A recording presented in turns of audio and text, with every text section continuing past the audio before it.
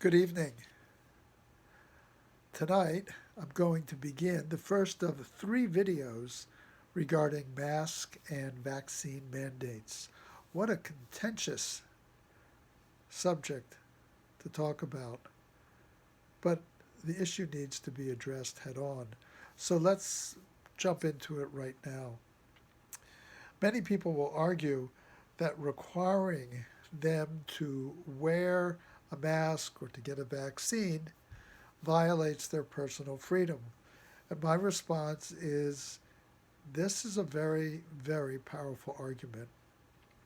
But there are times that in order to live in a civil democratic society, we have to sublimate our personal needs for the greater good.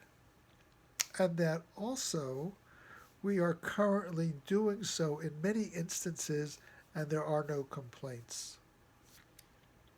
So let me enumerate.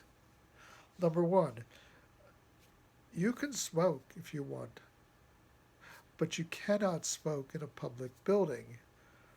Schools, transportation, houses of worship, because you cannot inflict upon innocent people harm. You're allowed to drink wherever you want, except you cannot drink and drive for the same reason that you cannot inflict potentially harm on innocent people. You cannot text and drive even though you're allowed to text whenever you want to, except when you drive for the same reason. You can drive, but you have to have a valid license, which means that you have to submit to the regulations of the state, demonstrate that you understand the laws regarding driving, and that you're physically capable of handling the vehicle safely.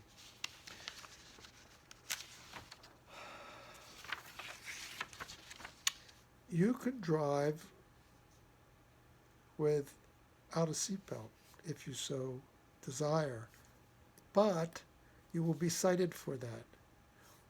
This is an interesting example because not wearing a seatbelt only threatens your health and life, but it indirectly affects other people because we know that caring for an accident victim who is unrestrained is many times more costly than caring for an accident victim who wore a seatbelt, and thus the rest of us have to pay increased premiums in our health insurance to cover the extraordinary costs that accident victims unrestrained impose upon the healthcare system. You don't have to wear a shirt or shoes if you don't want to, unless you want to go into a restaurant. And there, you are forced to wear a shirt, pants, shoes, so you do not offend the sensibilities of other people. You cannot lie on a public beach naked. Why? So that you do not offend the sensibilities of other people. You can drive at any speed you want up to that posted on the sidewalk. In a school zone, you have to drive much slower than you would when the school is not in session. Now, you're allowed to make as much money as you want, but the government mandates that you pay in taxes a certain percentage of your gross income. You're allowed to own a gun. That's the Second Amendment right. But if you commit a crime and become a felon, it's taken away from you. You can have sex with anyone you want, provided it is not a child and the adult with whom you have sex consents to the encounter.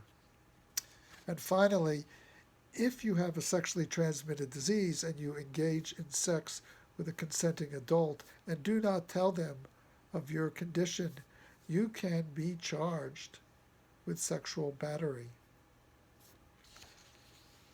I can go on, but I think I've made my point. Our freedoms are not absolute.